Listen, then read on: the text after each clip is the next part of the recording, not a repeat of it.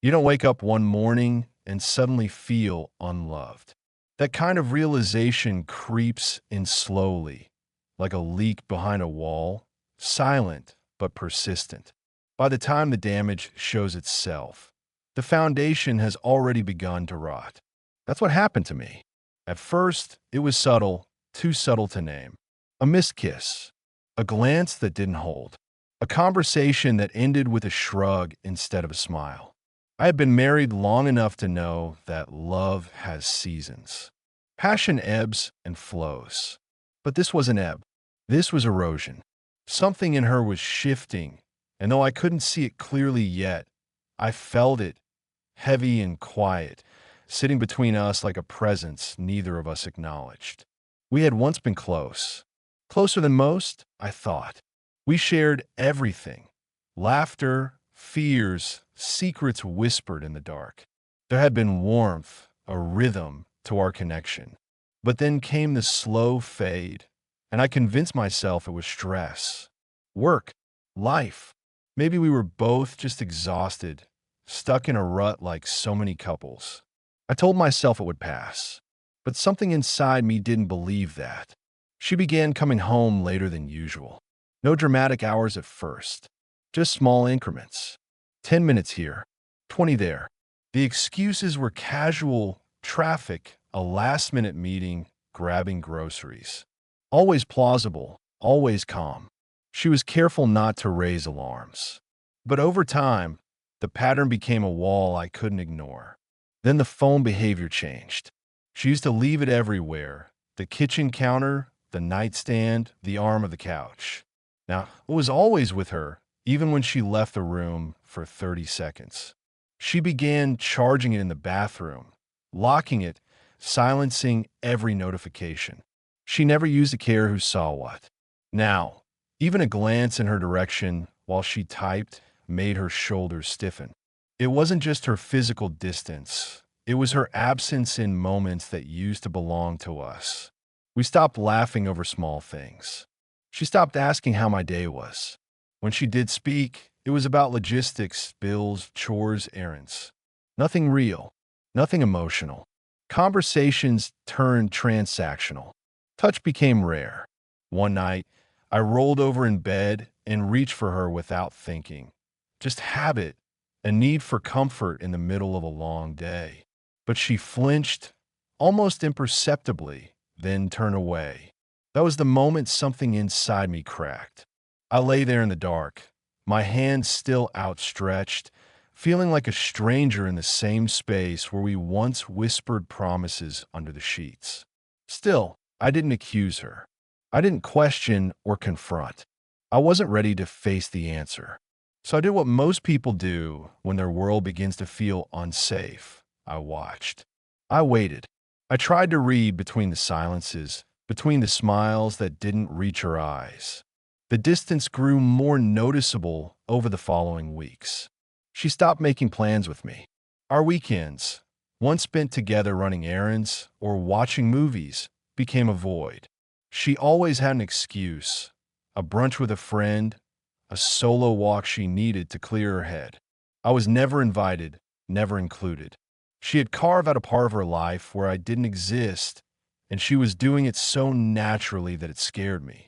She began taking extra care with her appearance, not in the way she once did when we'd go on dates, but in a new way. Subtle but precise. New makeup routines, unfamiliar perfume, clothes I hadn't seen before. I noticed the effort wasn't for me. I noticed how she was glowing after coming home, not before she left. And yet, I said nothing. I was afraid of confirming what I already knew. It's a strange feeling to be betrayed before it's official, to feel the loss before the confession. I didn't need to catch her. I didn't need to see the evidence. I felt the truth in the quiet, in the way she avoided my eyes when we spoke, in the way her hands never lingered on mine, in how she didn't even pretend to care anymore. One evening, I walked past her while she sat on the couch, scrolling. The look on her face was unguarded, soft, amused, even flirty. I'd seen that expression before, but not in months, and certainly never directed at me anymore. I stood there for a moment too long, and when she looked up, she blinked as if surprised I was even there. That was when I knew. She wasn't just slipping away. She had already left. Her body still lived in our home, moved through our routines, wore the ring, but her heart had found another rhythm, another story, another connection. She was living two lives. I was the ghost in one of them. I stopped asking her about her day, stopped offering to cook dinner, stopped filling the silence with small talk. I became background noise, and she seemed fine with that. Maybe relieved. Maybe she hoped I wouldn't fight. Maybe she believed I'd be too passive to ever challenge the story she was crafting, that I would fade quietly, conveniently, while she rewrote herself as the victim. But I wasn't going to fade.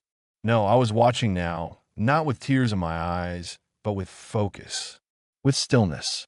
Because behind her carefully curated smiles and strategic detachment, I sensed something deeper.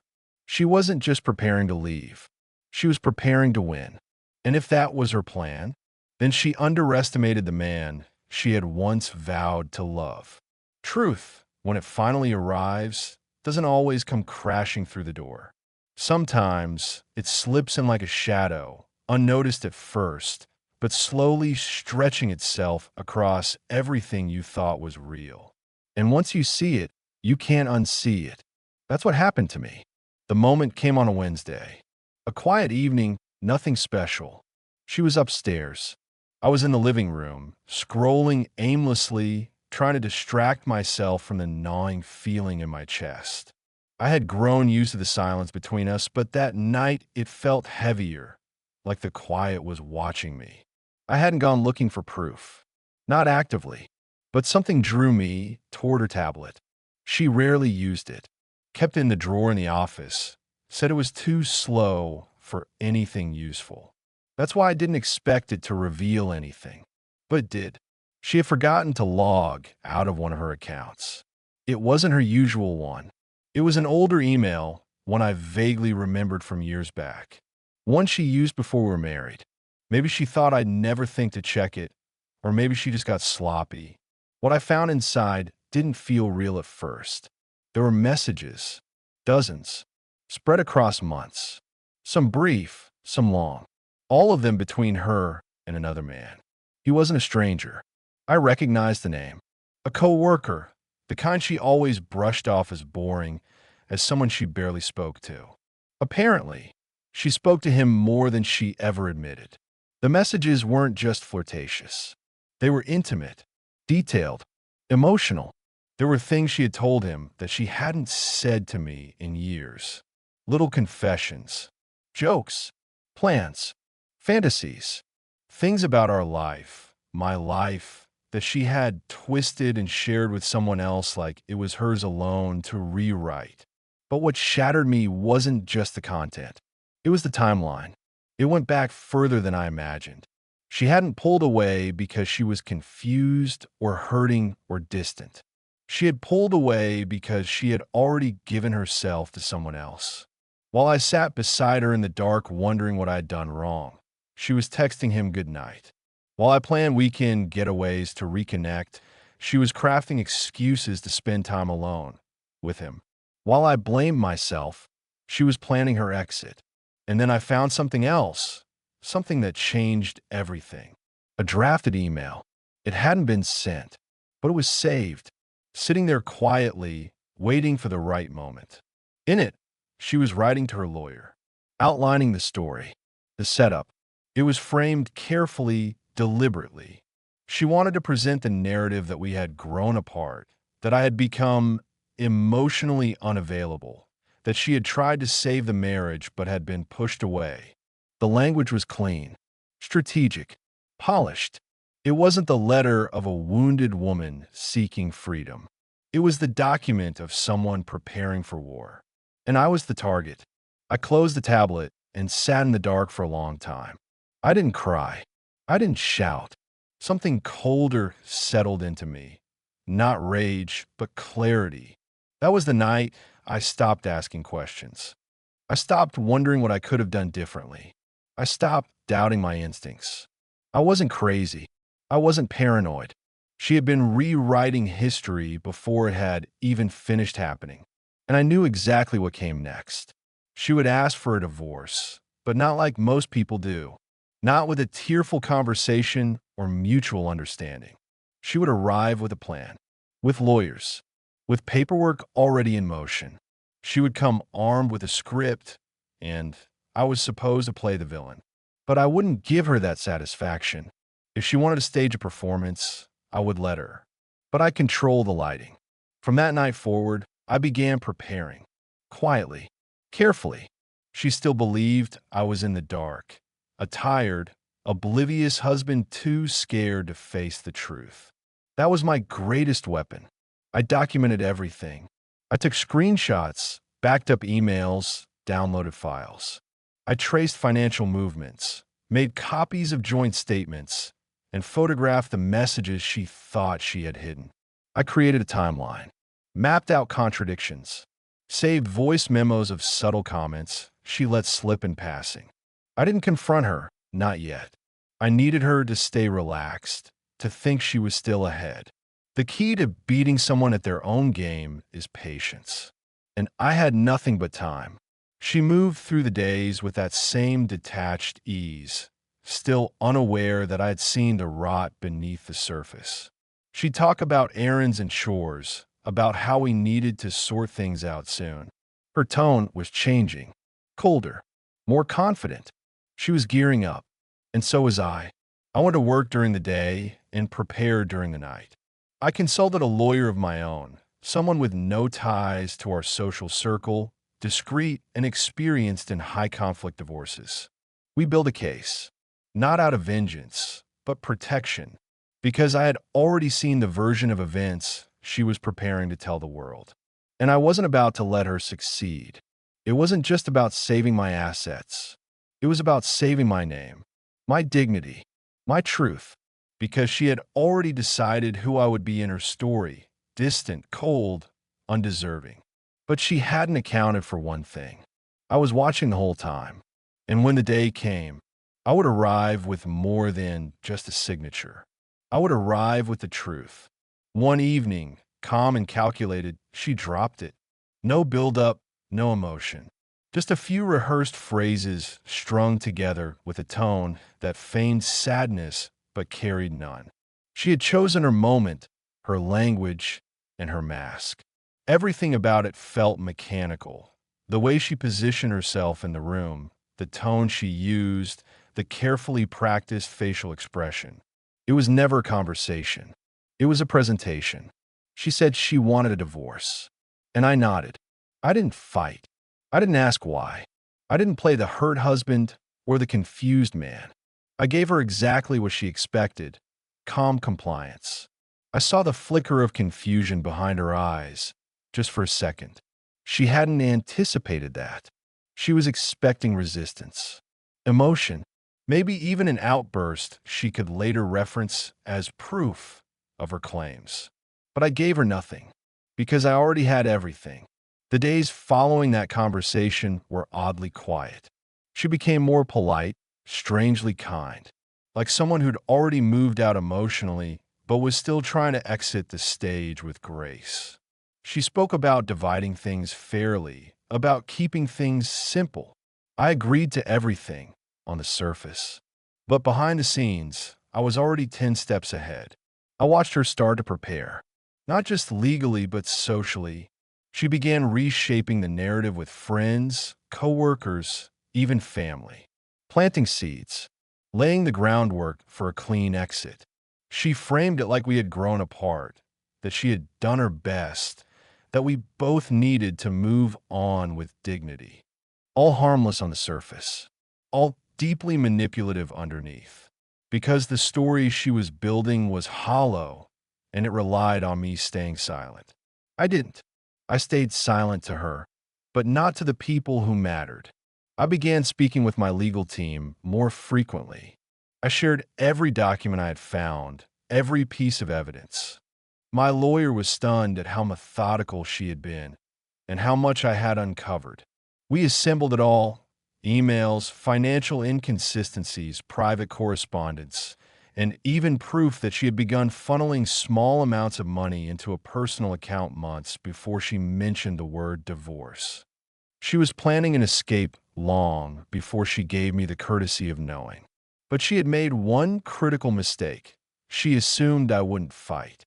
She thought she knew me well enough to predict my every move. She didn't realize I had stopped being her husband the moment I found the truth.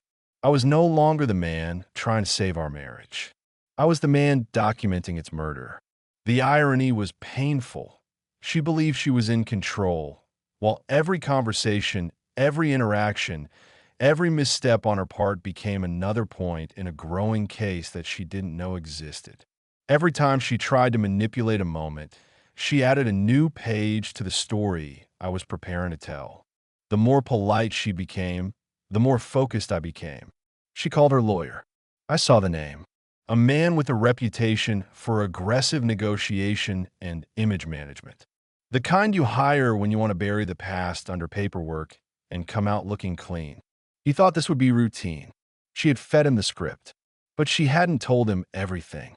He didn't know about the affair, the hidden account, the falsified timeline, the digital trail she forgot to erase. He thought she was the client with a moral high ground, the woman who simply wanted peace. And soon, he would find out just how wrong he was. In the days leading up to our first official meeting, she acted lighter, freer, like a prisoner who knew the gate was about to open. But what she didn't see was that she wasn't walking out of prison. She was walking into a courtroom where she was the one on trial. I kept my tone calm, my presence steady. I didn't hint at what I knew. I didn't show my hand. Because the truth, when revealed at the right time, is far more powerful than anger. She had expected fury. Instead, I gave her paperwork. The meeting was scheduled for a Thursday morning. Neutral territory, one of those clean offices with glass walls and bottled water and framed quotes about justice on the wall. She arrived early. I knew she would. I imagined her waiting with her lawyer, rehearsing lines, reviewing their agenda. She believed she was walking into a formality. I walked in 5 minutes late, carrying a single black folder. Inside it, the story she didn't want told.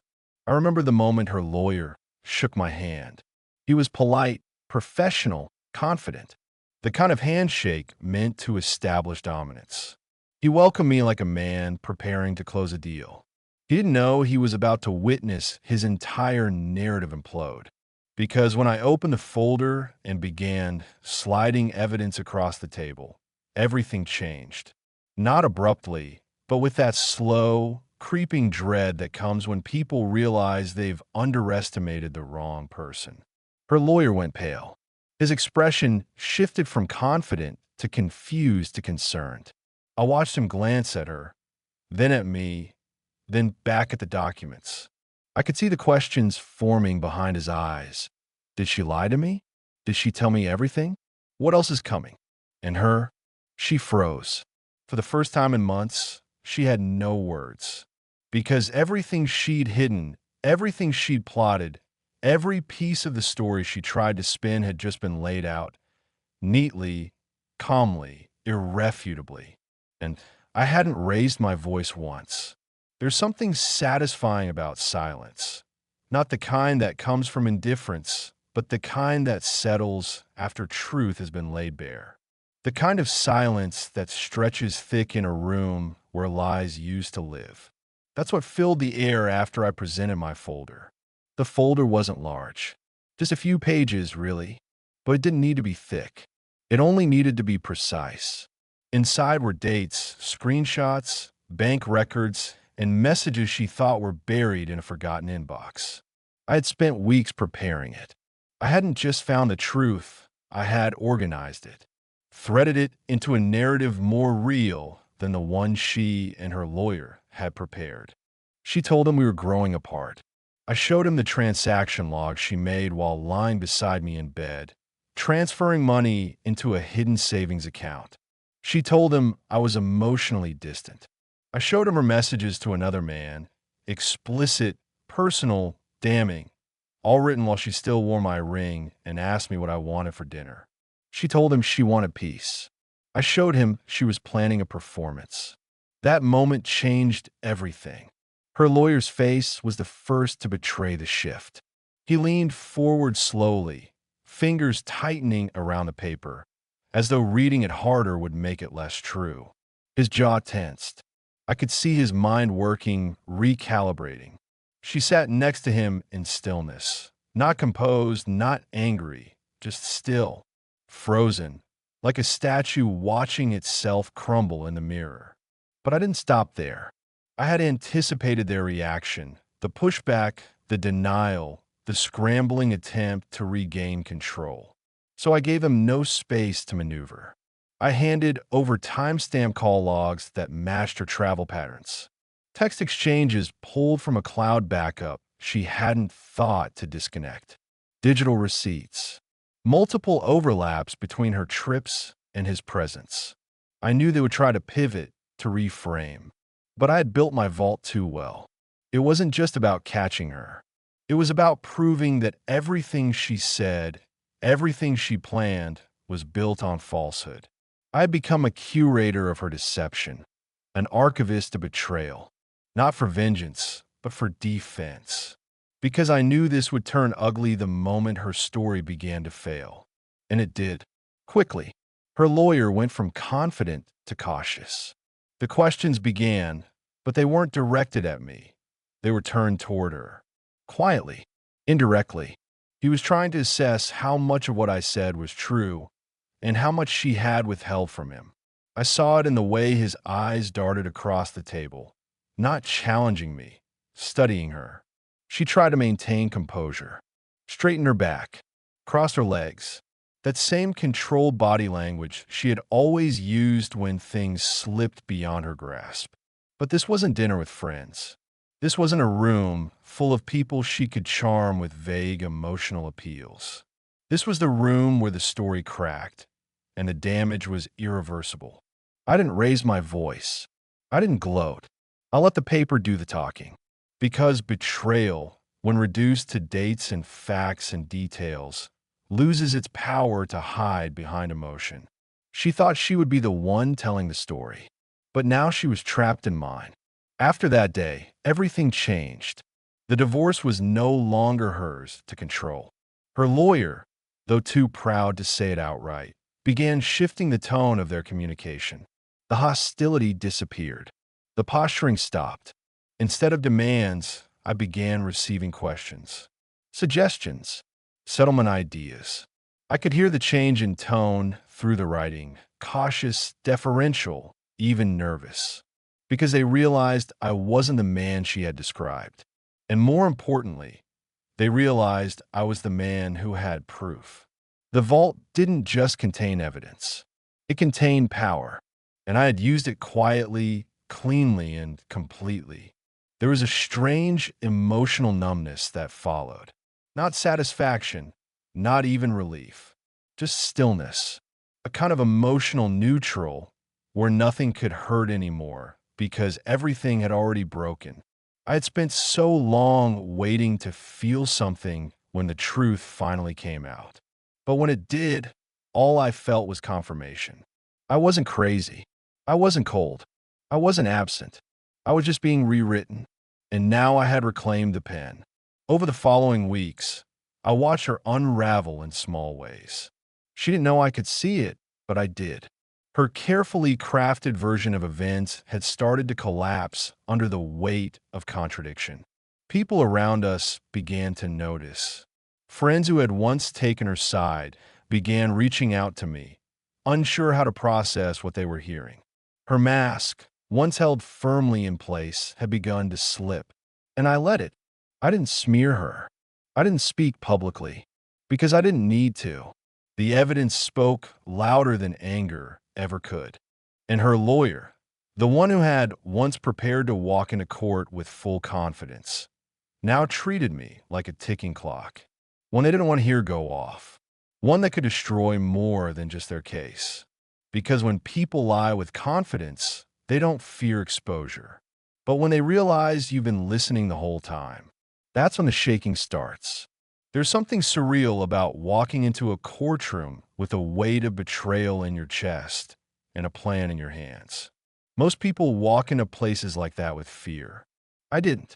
I had already lived through the worst of it. The real trial hadn't started in front of a judge. It had begun the day my wife looked me in the eye and lied like it was breathing. The legal part? That was just cleanup. I wore the same suit I had worn to our anniversary dinner 3 years earlier. It still fit, though something inside me had changed since then.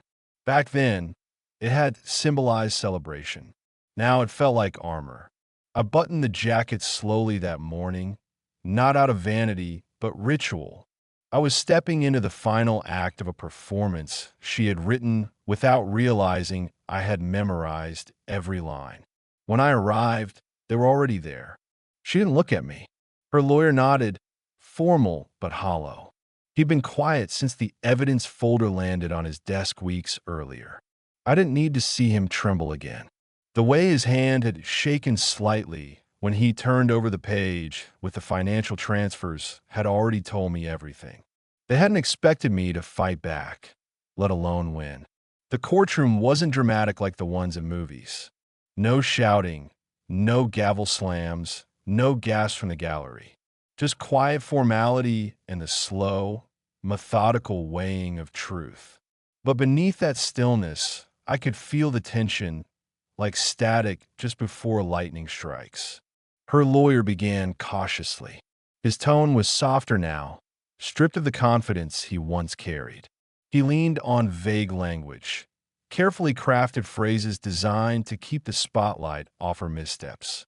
But the judge wasn't blind. I could see it in their eyes, the way they read through the paperwork, one brow raised ever so slightly as they reached the attachments. The digital trail, the timeline, the facts. And then it was my turn. I didn't need to speak much. I had already said everything I needed to in documentation. In sequence. In truth. My lawyer simply presented the story, not a performance, but a chronology. No embellishment, no emotion, just one piece of evidence after another, carefully laid down like a path the court couldn't help but follow. The judge listened. They didn't interrupt, because they didn't need to. The truth, when presented without theatrics, carries its own gravity. I watched her squirm, not outwardly, but in subtle shifts.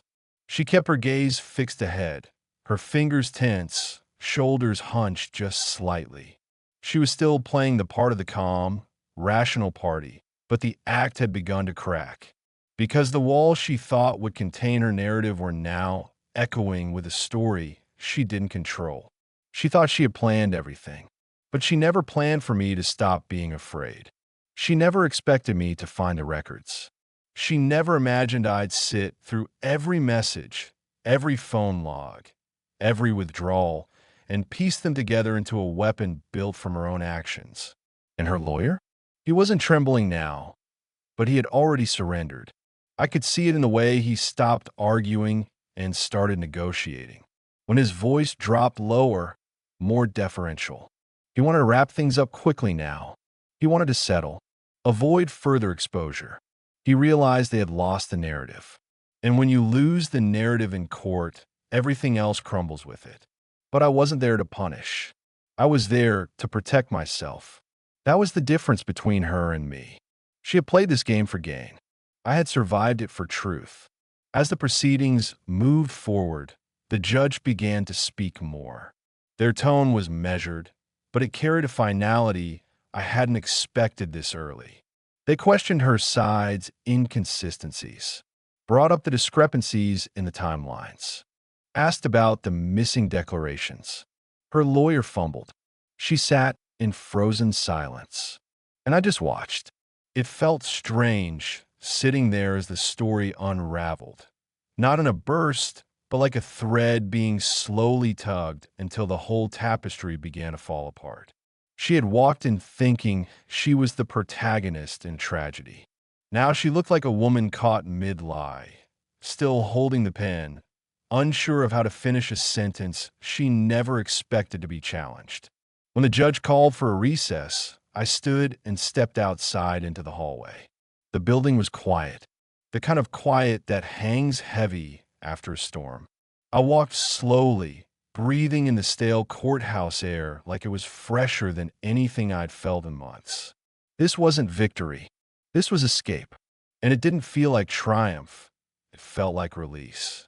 I had survived the manipulation. I had survived the rewriting. I had walked through the fire of deception and come out clean, not because I fought with fury, but because I armed myself with truth and waited. There's a power in stillness. There's a power in knowing. And there's a quiet kind of justice in watching the person who once held all the cards realize the deck was marked from the start and not in their favor. You can learn everything you need to know about a person by how they handle losing control. Some panic, some lie, some double down. But others, the ones who built their world on manipulation, they go quiet. Not out of peace, out of calculation.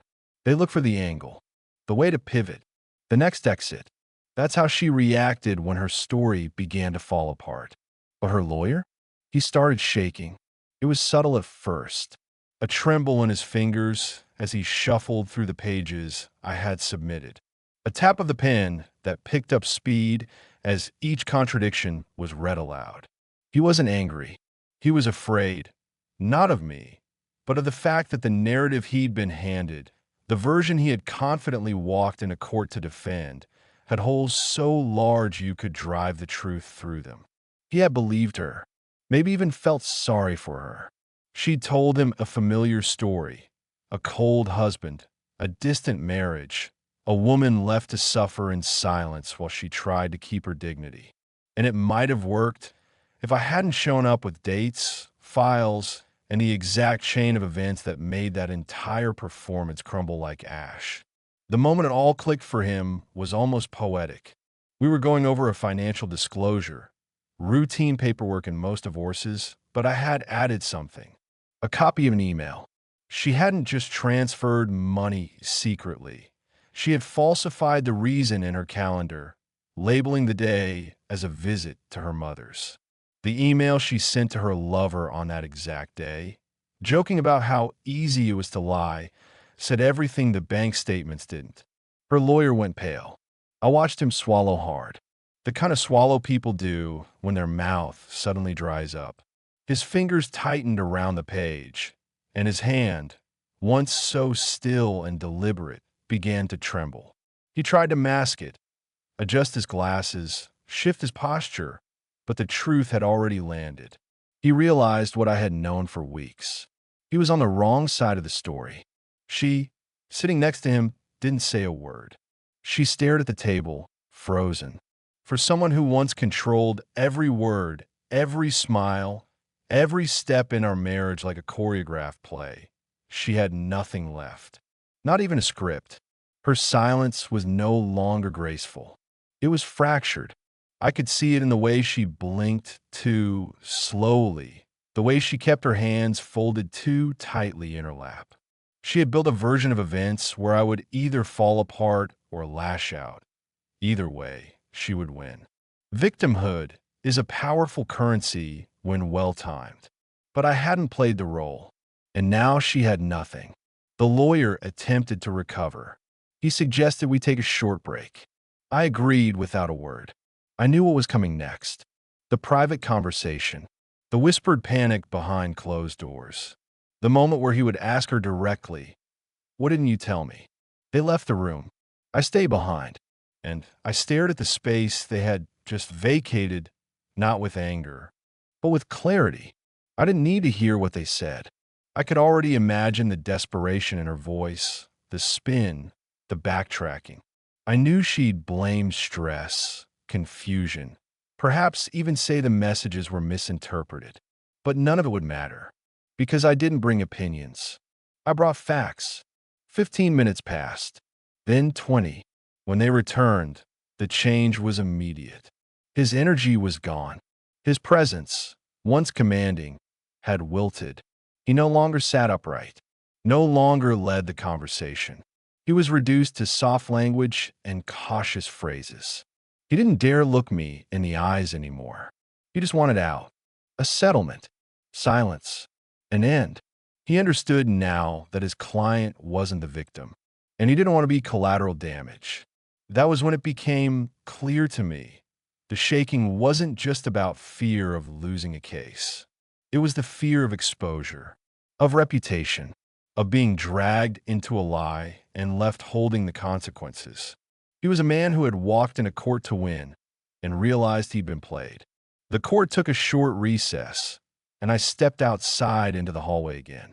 This time, the air felt different. Not because anything had changed legally, no ruling had been made yet, but because the tone had shifted entirely. I had walked into that courtroom underestimated, and I had flipped the script without ever raising my voice. Out there, alone with my thoughts, I allowed myself a moment of reflection. It wasn't triumph I felt. It wasn't even relief. It was vindication.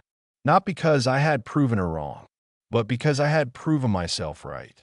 All those nights I doubted, all the days I questioned my own instincts, they were valid. I hadn't been paranoid. I had been manipulated, and now I had stopped it. The court eventually reconvened.